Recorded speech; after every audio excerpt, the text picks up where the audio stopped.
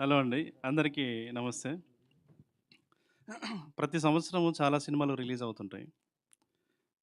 పోతుంటాయి. కానీ అందరికి రీ అందరికి రీచ్ అవ్వాల్సిన కొన్ని మంచి సినిమాలు మాత్రం రీచ్ అవ్వలేకపోతుంటాయి. అలా అవ్వలేక అందరికి రీచ్ అవ్వలేకపోయిన సినిమా 'చిదంబరం'. అంటే చాలామంది దాన్ని ఇంకా చూడలేదని నా ఫీలింగ్ కదా! థియేటర్‌లో. ఆ! కానీ నేను చూసినప్పుడైతే అరే! ఇంత మంచి సినిమా మనం థియేటర్‌లో చూడలేదు. ఇంత మంచి సినిమా అసలు చాలా బావుంది. వీళ్ళ ఎఫర్ట్సు క్యారెక్టర్స్ గానీ, ఆ ఊర్లో ఉండే వాతావరణం గానీ, ఎక్స్ట్రార్డినరీ అనిపిచ్చింది. ఇందాక సాయిలు మాట్లాడుతూ మలయాళం సినిమాల గురించి అడ్రెస్ చేశారు గదా! నిజంగా మన సినిమాలు గూడా చాలా నావెల్టీతో ఉన్న సినిమాలు చాలా వస్తూ ఉంటాయి. అందులో ఇదొక మంచి సినిమా అనిపిచ్చింది నాకు.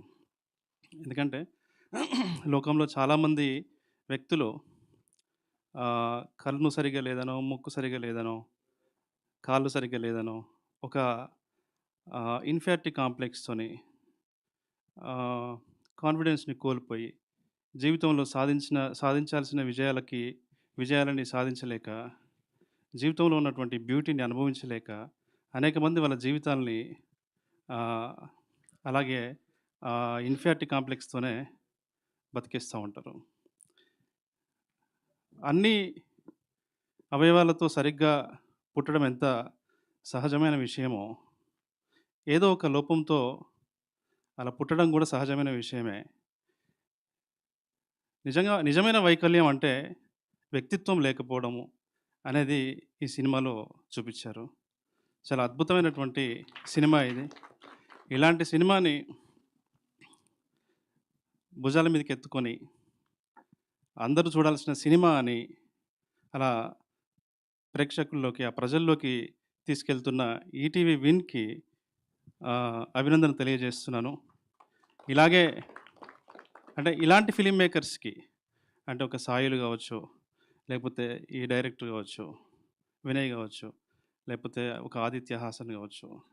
ఇలాంటోళ్ళందరికీ ఒక భరోసాని ఈటీవీ విన్ ఇస్తుంది.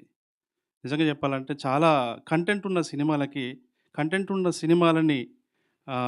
సినిమాలకి ఒక జన్మ ఇవ్వడానికి ఒక మంత్రసాని పనిచేస్తుంది ఈటీవీ విన్. ఇది ఇలాగే కొనసాగుతుందని వీళ్ళ నుండి అనేకమైనటువంటి మంచి సినిమాలు, మంచి డైరెక్టర్స్ ఇంకా వస్తారని ఆశిస్తున్నాను. సో, ఎస్పెషల్లీ సాయి బ్రోకి, బాపినేని సార్‌కి, నితిన్‌కి అండ్ అందరికి నేను మళ్ళొకసారి ఆహ్, థాంక్స్ చెప్తున్నాను. అంటే ఈ డైరెక్టర్స్ అందరి తరపున.